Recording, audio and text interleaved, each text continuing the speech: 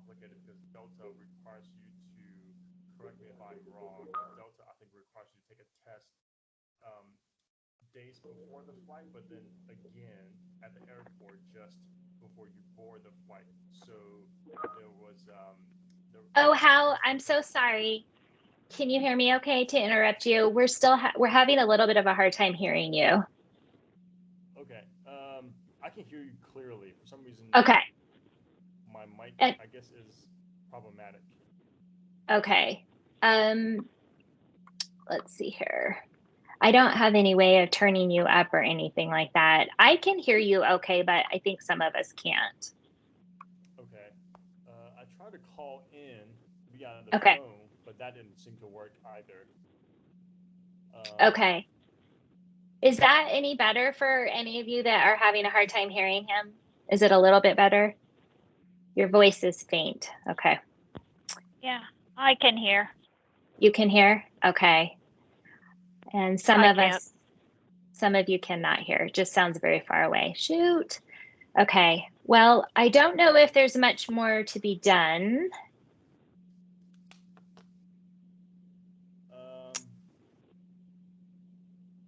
Saying some of you can't hear you and some say that you're just really far away. So, Maybe, Allie, can we ask questions and then you can relay them? Like we know about the COVID-free flights. I'm curious as to once he's been there, I don't know how long he's been there, if he's finding that things are running normal, are restaurants open. I mean, I see pictures of people in Milan and that, and it looks really crowded. So I don't know if it looks pretty much normal on the ground or what the situation is there. and he wrote in the chat that things are open. How I don't know if you want to expand and then I can just relay what you say. It's open and it feels fairly normal.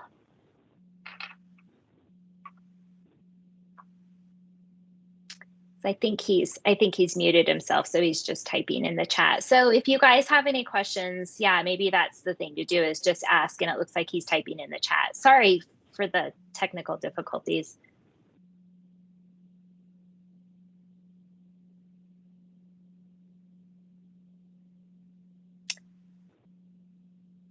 Do any of you guys want to just unmute yourselves and ask a question?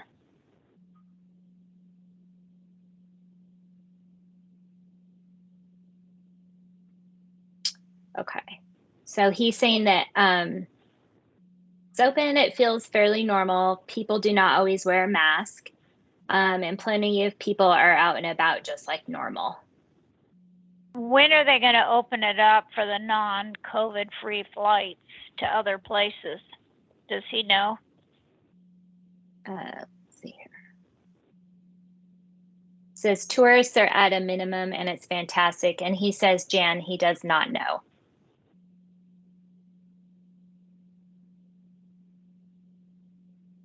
And I'm curious about how your experience has been with the service levels, because I know that that's been a real issue that I've been on collaboration meetings and whatnot, and it's just that's been kind of a hot topic.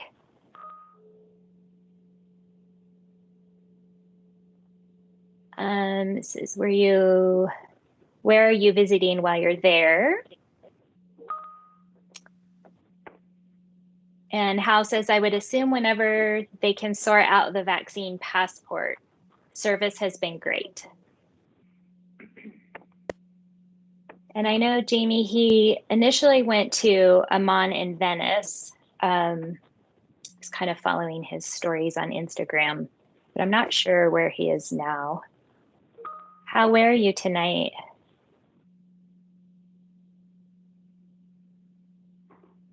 People are friendly, and of course, hotels can make a big difference in the experience. Amman, Venice, Fuentes, sorry, I can't read, my eyes are bad. Demoltis at Four Seasons, and he's in Florence now.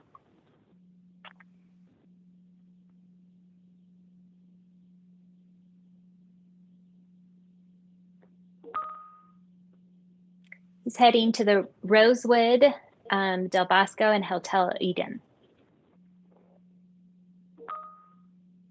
And he's going to be there for another 10 days. Wow.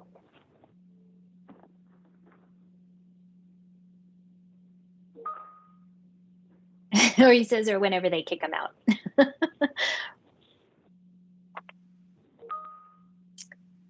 Cindy just has a general question. How do you know if a flight is a COVID flight?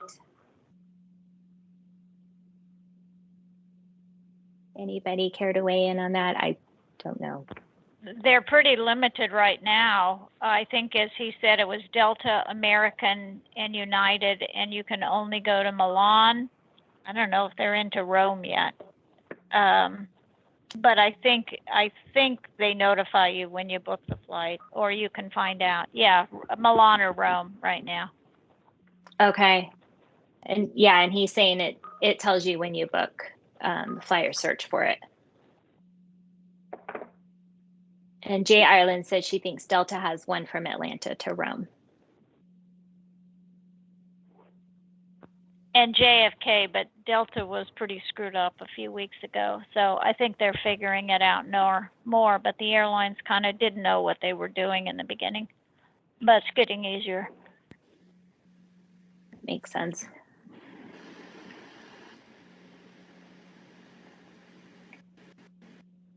Well, do you guys have any other questions for Hal from Italy? I know he was able to eat dinner before he jumped on our call, so it's like 9 p.m. there. We'll let him go if you guys don't have any other questions for him.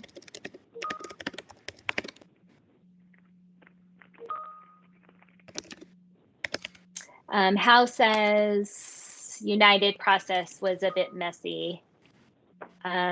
What about intra-Europe flights? Hal, I'm not sure if you know about that.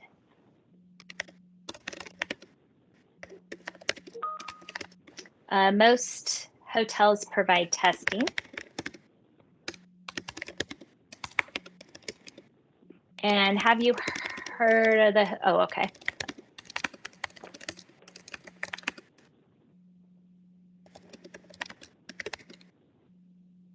And how do you know about the intra-Europe flights? I only know about some. Okay.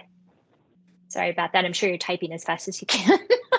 Yeah, and I'm not a good speller, so this is like, Well, SAT flashback. Well, now we hear him fine. Oh, now you Okay, hear good, him? good. Oh, okay. Oh my God. Thank goodness. If you don't hear me, don't say anything. No, I think actually one of the things that I can't quite advise clients on is that I feel like there's a big risk tolerance in terms of assessing if you should come to Europe. This or not. We were really nervous about our flight. We did not know for 100% sure if we were going to even board the flight until about 30 minutes before the flight, because you had to upload so many documents to United's travel links and apps, and some of those things were needing to be approved. And until we got to the airport before our international flight, it was still showing as pending approval, etc. So, it was just a lot. It was a lot to take on. I can imagine that if we were a large family or if we had children or something like that, we would not want to take the risk. But since it was just the two of us, we were a lot more comfortable with being flexible or pivoting and things like that. But yeah, I think it's a high risk, high reward type of situation at the moment. And of course, when we did land in Milan, we still had to take a rapid test, and I actually had a false positive test in Hawaii just a month ago. So again, high risk, high reward. Wow. I've been hearing a lot about those false positive tests too. Yeah, I mean, if you did get test false positive at airport, I mean, they will retest you, and then and hopefully that'll come back as a negative. If you are in fact negative, but if not, then you're kind of in trouble there. You have to quarantine.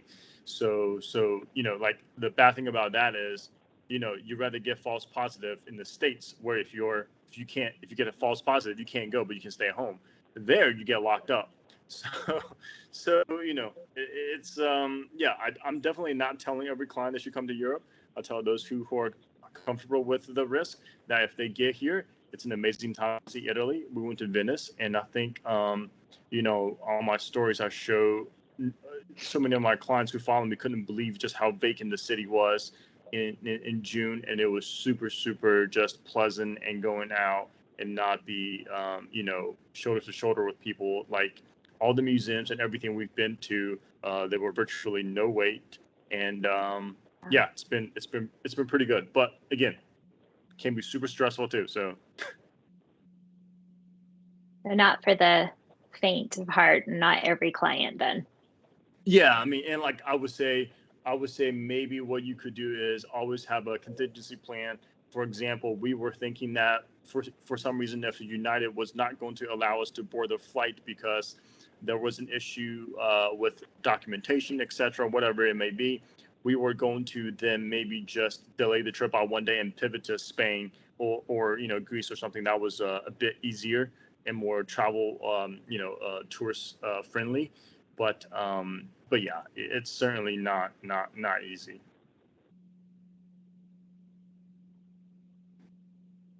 Well, good that you got there safe. I just want to open it up if anybody has any questions. I want to make sure you guys have the time to talk, to ask how anything. Did you have your vaccine card at United on a COVID-free flight? I'm presuming you've been vaccinated, correct? Everybody's vaccinated, right?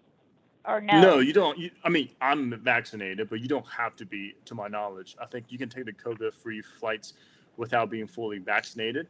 You can just test negative over and over again to bypass all the procedures. So I'm sorry, to meet the requirements. So I don't fact check me on this, but I'm 90% sure you do not have to be fully vaccinated. And being fully vaccinated doesn't bypass anything. It's not a trump card. I mean, it doesn't hurt, especially if you test a false positive. But being vaccinated doesn't do anything, I don't think. But fact check me on that. I'm 90% sure that's correct because I still had to do a ton of stuff, even though I'm fully vaccinated. And while they do have a section on United's flight for you to upload your vaccination card, it doesn't bypass anything. But you didn't test positive on the rapid tests in Hawaii after you had been vaccinated a month, or did you? No, that was before I got vaccinated. Oh, okay. Yeah, and the I false was positive. Okay, because that would be right. highly unusual. Okay. Yeah. Right, and I was within 3 months of having had COVID and recover from it. So CDC okay. tells you that you could Right, test it false can positive be positive. for 3 months. Right. Yeah. Okay. Yeah. So yeah, I can tell you if you're if you're on a trip and you test false positive, or you have any type of situation like this where you're come up as a red flag, it's very, very much of a nightmare situation. I mean, it was it was pretty rough. I don't think I would recommend anybody go to Europe without being vaccinated, because from what I'm seeing and hearing, there are a lot of people over there not wearing masks. Not that I believe they protect you 100%, but sure. I think it's a greater risk of getting something if you're not vaccinated, because they're definitely not wearing masks over there very much. I mean, I think, I'm only able to kind of paint a picture of what I'm seeing, right? And of course, I'm only seeing a small sample of Europe. So I would say that most people have a mask on. How they're wearing it is a bit more, flexible in terms of what we think, how you should be doing it. But everyone has a mask at least somewhere on their face. But most of the time, I would say maybe 80% of the people I see actually wearing it properly. But there's probably 20 or maybe even 25% who are it's beneath their nose or just completely under their chin. Wow. But also, you're able to stay pretty far away from people just because the lack of crowds at the moment. How busy are the hotels? I think Amman was at 50% when I was there during the week. On weekends, they're nearly full. Where was I next? The Dolomites, it was, I think they were probably 50% full too. The Four Seasons Florence here, I don't know, I haven't asked yet, but I mean, I think it's probably the same as the U.S. in the sense that some hotels are probably nearing 100% occupancy, some are at zero. It just depends on the property itself and the location, possibly. But weekends are definitely busy in the hotel and other areas.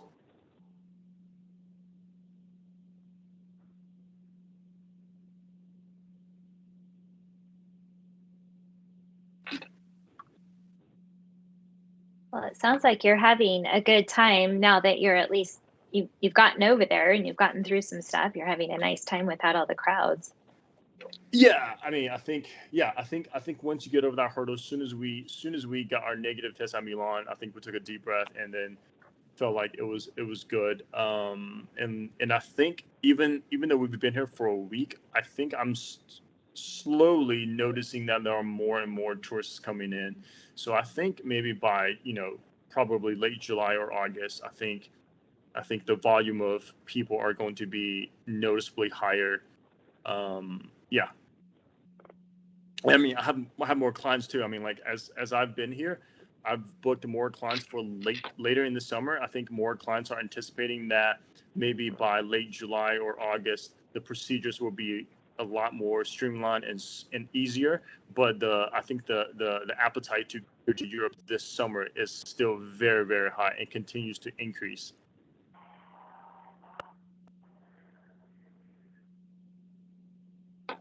Absolutely. Have you noticed anything in terms of like things that you're paying for? Are they just completely outrageous, or have you noticed anything there with that when you're going and buying things, if you're going out to eat in a restaurant or anything like that?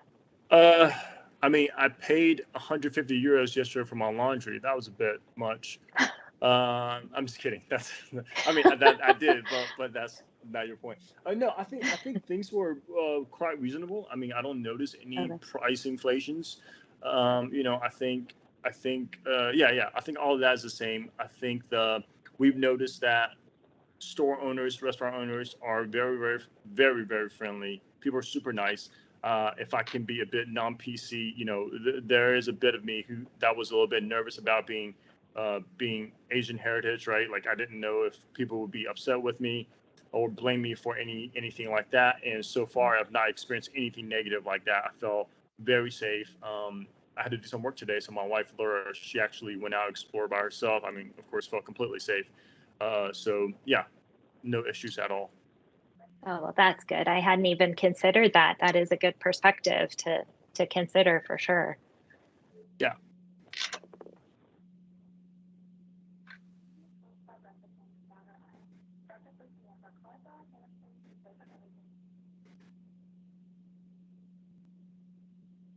Does anyone else have any questions or anything to talk to Hal about before we let him go? Have you been taking trains? No. So to kind of just make things easier on myself, I actually just hired. I booked a car service for the entire trip through IC Bellagio just to make things painless for ourselves, and I probably will be suggesting that to my clients for this summer at least, just so that way you're, just easier, just because it's such a odd time. So yeah, I've not taken any trains. Sorry, that was a long answer. Have you traveled between countries or only in Italy? Only in Italy. So yeah, we're not planning on going anywhere else. We're just staying in Italy and then flying home from Rome, and try to keep the complexity to a minimum. And Barry, have restaurants or other businesses switched to contactless transactions? No, I wouldn't say that. I mean, I think it feels fairly normal.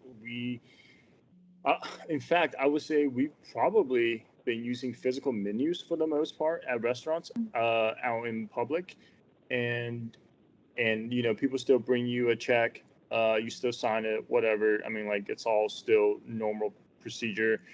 I think the only thing that's a bit different is, for example, if I order something at the hotel, Four Seasons comes by and they don't make me sign a bill. Everything's already closed out, and they just drop it off, and then you're done. But aside from that, everything feels pretty normal. Interesting. And Sis is asking if there's any way of getting real proof of vaccination here in the U.S. I don't understand. I'm not sure, Sis, what you're asking.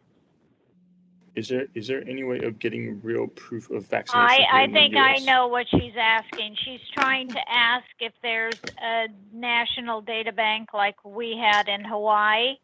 And I do know that if you're a member of Fly Clear, which we are, Fly Clear has a program, and there's one other company that has a program that you can enter, but surprisingly enough, they only have the places listed that they approve where you received your vaccine based, I think, on where Fly Clear flies, because we tried to input it for us for Hawaii, and Hawaii isn't listed at all.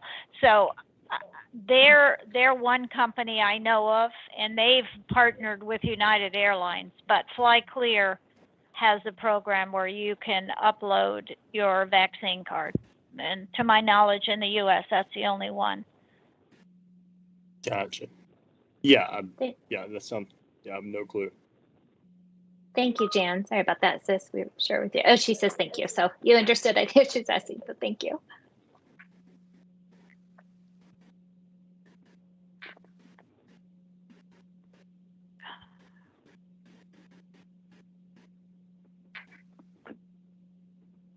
Okay, well, I don't see any more questions come in.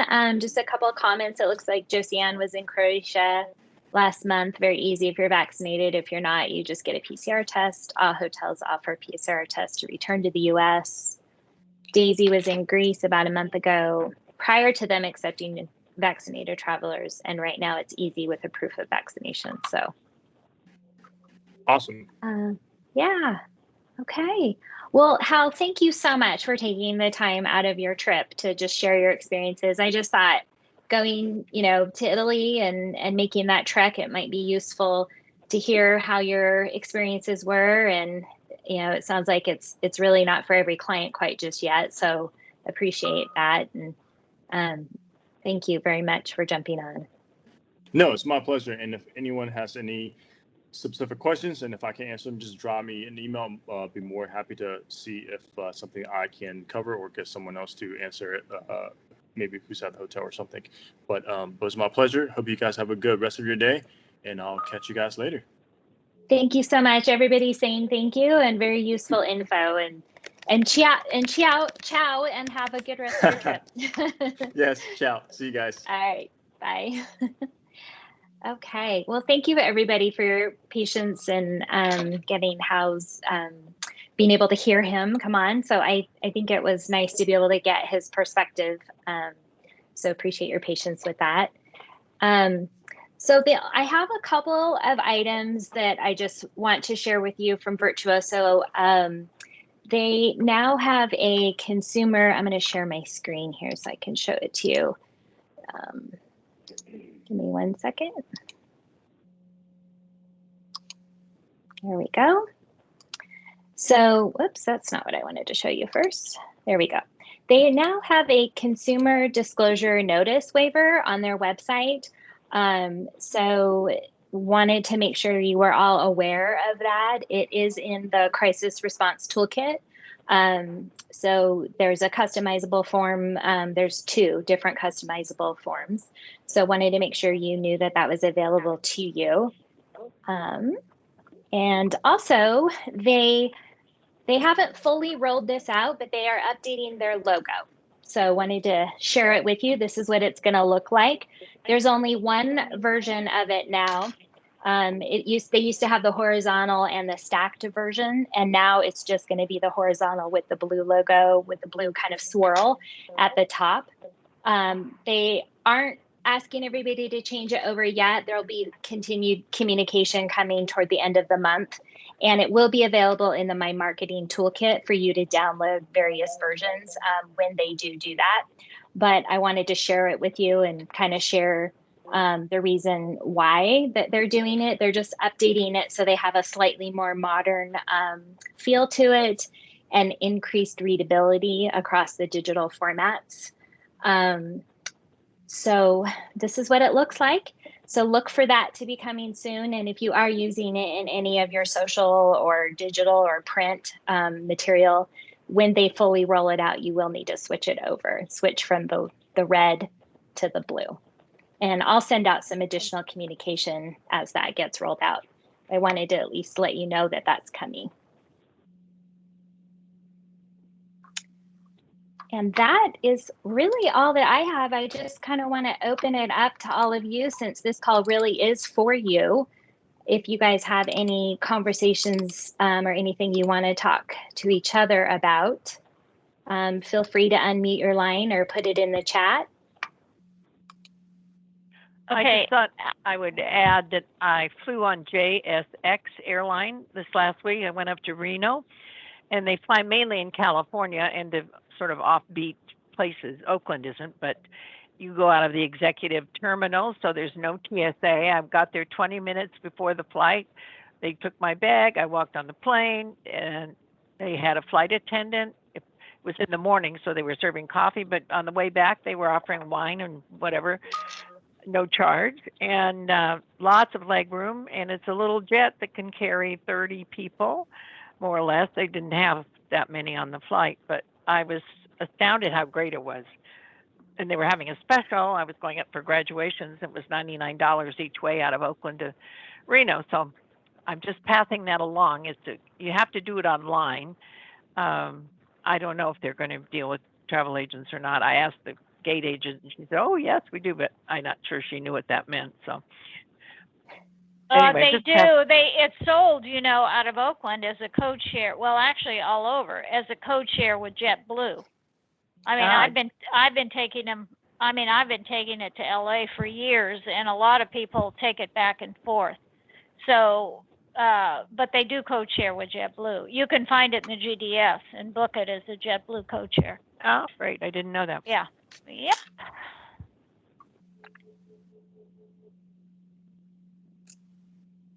Let's see here. So, Jamie, you're asking about when Virtuoso will be contacting people going to Vegas. They do have a timeline actually for the communication of when they're going to be rolling that out. I'm pulling it up right now so I can give you the exact dates. It is on the virtuosomeetings.com website. So if you have access to that, they do have links, helpful links, and it is on there. But I can go ahead and pull that up here in a second, and I'll tell you exactly when that is. Let's see. Diane is saying she's having a huge problem with AirPortal misplacing all her unused tickets. Connecting with tech for that, Tyler and Debs. Has anyone else been having this problem?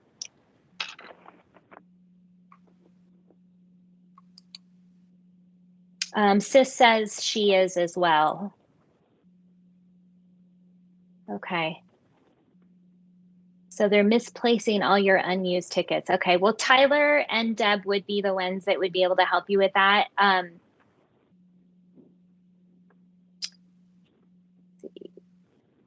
So if you would like me to get involved in that a little bit more this week, Diane, let me know. I can certainly try to get involved in that and see if we can sort that out.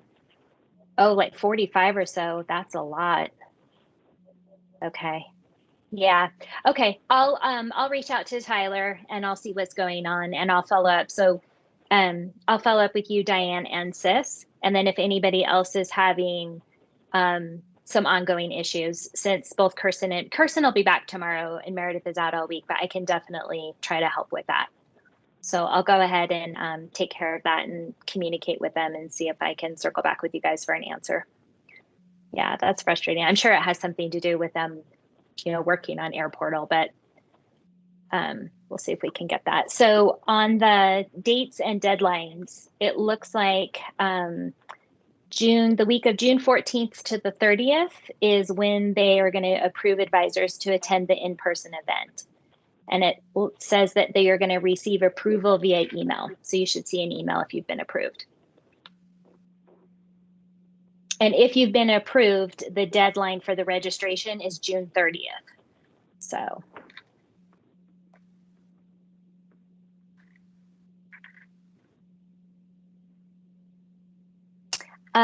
Say that again on Virtuoso Travel Week, Diane. I'm assuming you're talking about the dates. So the week of June 14th or the 30th, they're going to send an email if you've been approved to attend the in-person event.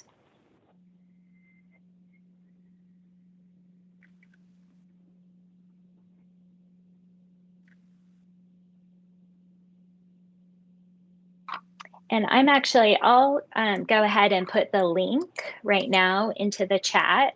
And this is the link on virtuoso.com, the meetings. And it's the dates and deadlines for members link. And they have a lot of other helpful links to the whole event. So if you search just Virtuoso Travel Week on this website, the link that I just put in the chat, you'll be able to find a lot more information.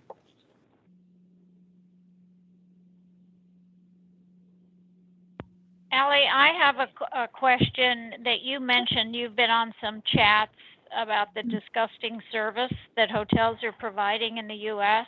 And, you know, I'm like ready to tear my hair out. Nobody ever answers a phone call anymore when you call the hotel directly for reservations. Nobody gets back to you. I mean, the service is terrible, and they're blaming it on COVID, yet they're, you know, charging $1,700 a night for a room.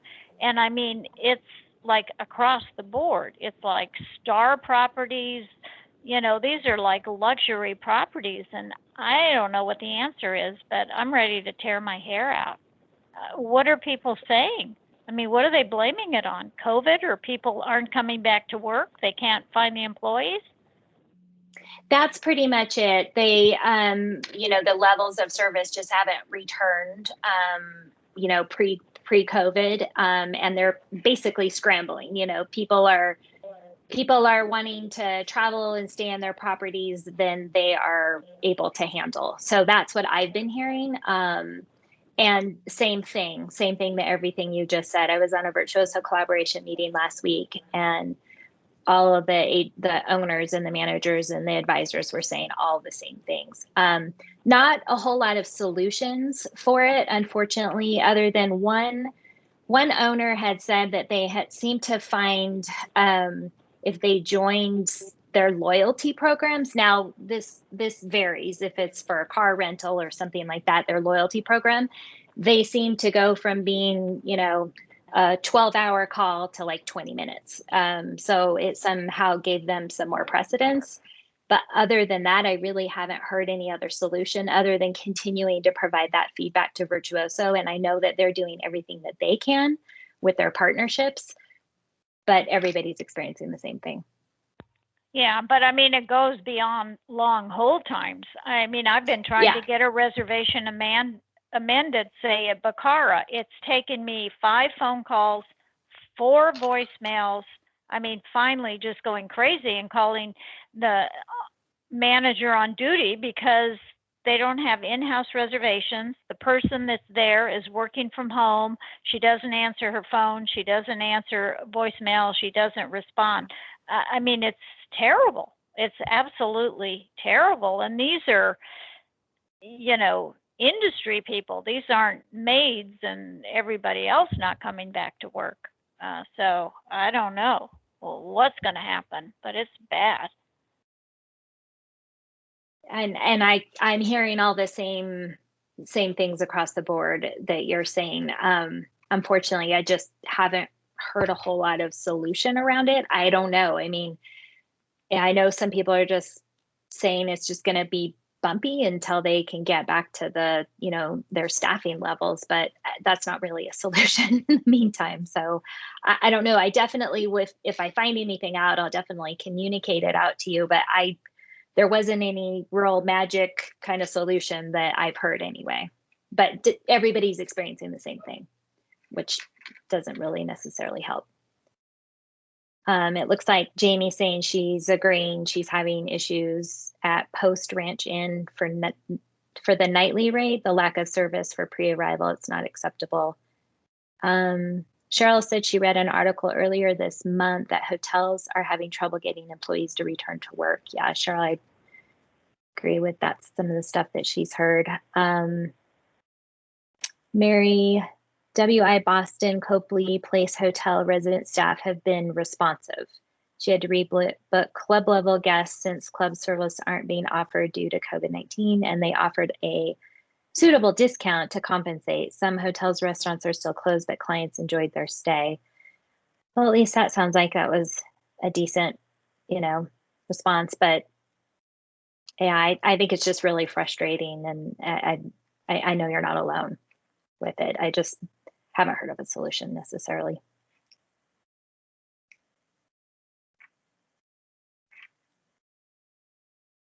It's been just really disruptive with everything. So hopefully as things start to, open up more and more, they'll get their staffing levels back and it'll start to balance out. But I don't know how long we're in for the ride, Jan, to your point.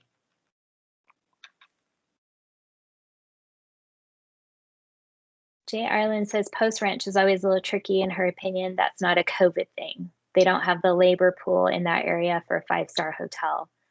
She was there in January and have some thoughts, Jamie, if you need help. So you guys can reach out to each other. Is everyone else hearing the same thing or having the same experience as what Jan has mentioned? And have you found anything that's worked?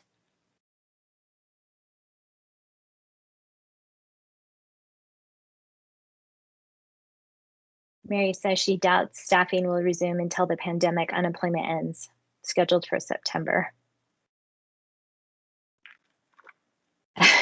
Jay says harassment. Poking a lot of the bear, I guess, but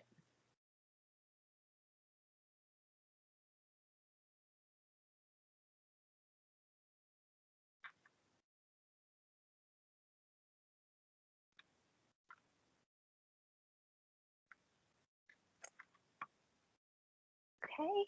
Well, if anybody does get some kind of, knows a magic wand, they can wave around that and comes up with a trick or a solution, please share it out to everybody. Do you guys want to unmute yourselves and have anything else that you want to talk about?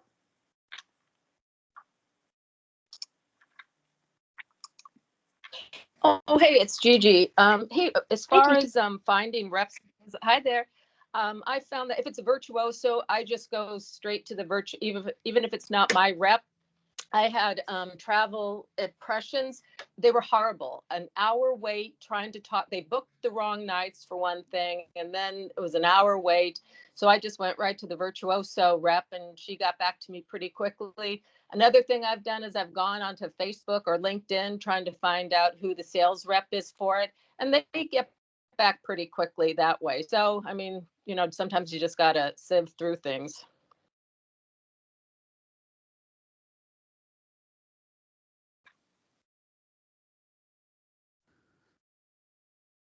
Hey, Allie, it's Jay. I agree with Gigi. Hey, Jay. You just have to do a little bit of digging I CC 10 people on every email to make sure that one of them gets back to me. If it's like the VIP client, I'll add the GM and the sales rep and the reservations team and the, in-house sales rep or whoever I can find just to finally get a response from someone. And that usually wakes them up. And then, like I said, I'll email kind of every other day if I don't start hearing back, just to make sure, because I think people are both understaffed and overwhelmed because much like us, the hotels have to do double the work now for each client because there's so many more questions. And I keep telling my clients, like, COVID has killed spontaneity. You can't book anything last minute. You have to have your reservations for restaurants. You have to have your spa reservations booked. And so I think everyone is just, even if they have staff back up, there's a lot more work for everyone to do. So I think people are just drowning in emails. And so I just, I don't like to harass people, but I want to be top of mind if I need answers. So I'll just send an email kind of every other day if I don't hear back. And that seems to be working by doing that. You're at least getting somebody to respond. I'll CC as many people as I need to, and usually I get a response eventually. But I don't know if you guys talked about. I just sent someone to Anguilla last week, which is crazy hard because you have to do through St. Martin and Anguilla, and both of them have separate restrictions because you have to get off the plane and onto the boat if you're not booking them all the way through. And I had an experience where their flight to Miami got delayed 7 hours, which would have made their COVID tests expired out of the thing. And so it was a total nightmare Monday night. They were going to miss their entire trip if they didn't get on a flight. But I was able to get them. We just booked like a random flight from Denver to Miami. There was one left for the night. I was like, get it to the airport right now. We got them on a separate flight on Frontier from Denver to Miami, and then I just called American and said, cancel that first segment, and then they'll pick it up when they get into Miami. So we salvaged the trip, but it was a nightmare. I think everyone travel is just not for the faint of heart, especially to far away destinations that require any sort of complications or logistically movements. I think it lightens in July 1st, and I'm really glad that they went. They sent me pictures once they got there of them drinking and at the pool and at the beach. They were so happy, but it was a lot of work just to get them there, and I don't know if they had known that in advance, would they necessarily have booked it. But just sharing, if anyone's going to Anguilla and you need help or advice, I'm happy to share my experience. Oh, and the reason I brought that up is because they were saying the Four Seasons, and the Four Seasons actually was pretty good about proactively reaching out to me and seeing if I needed help with their the island's requirements, because they are quite difficult, and as everyone knows, they change constantly. So that's my 2 cents. Thank you. That's great. I mean, that kind of correlates with what Hal was saying too, with not being, the faint heart. I mean, I can imagine with families, it doesn't really sound like that's something you're going to want to go through. So thank you, Jay, for sharing that. Let's see, we have a comment. Context Travel Virtuoso private tour company was difficult to work with. For example, no contact info, slow response to email, but their guide was fantastic. Thanks, Mary. Kind of sounds like it's really just a roller coaster, and it's bumpy, and really trying to kind of figure out what's going to work and what's not going to work. And a lot of time, guys, sounds like you're really spending a lot of time on just one portion of these things. So we appreciate you for sure. Okay,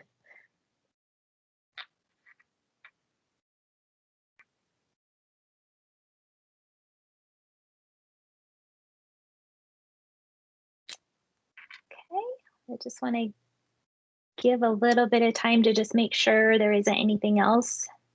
Again, just go ahead and unmute yourself if you want to. We're coming up to the top of the hour, so I just want to make sure we leave enough time if any of you have anything else you want to talk about.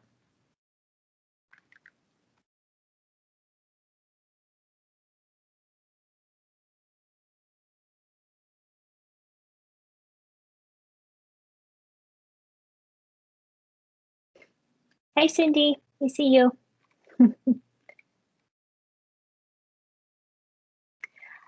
Okay, well, if that's it, then I will give you guys back your afternoon. And I do appreciate you jumping on and, working through the technical difficulties with how it sounds like it was worthwhile just to get his perspective and all of your perspectives. If I do hear anything regarding service levels and all these different things, if I get any feedback on that, I will send out some communication. But so far, it's really just everything that you guys are going through is really what everybody is saying. So if you have any other questions about Virtuoso Travel Week, definitely reach out to me. And I'll try to get those questions answered, and look for the new Virtuoso updated logo. That communication will be coming out toward the end of the month. And I will also follow up, Diane, with Sis and Sis on the airport. I'll reach out to Tyler and see if we can get some additional help there. So, and if anyone else, Cheryl is saying, if anyone else plans to use Mediterra DMC for travel, the Balkans, beware. I still haven't gotten a refund due. Oh, okay. That's good to know. All right, you guys. Well, thank you again for joining. Have a great day and have a great week. And we'll talk to you guys next week. Bye, everybody.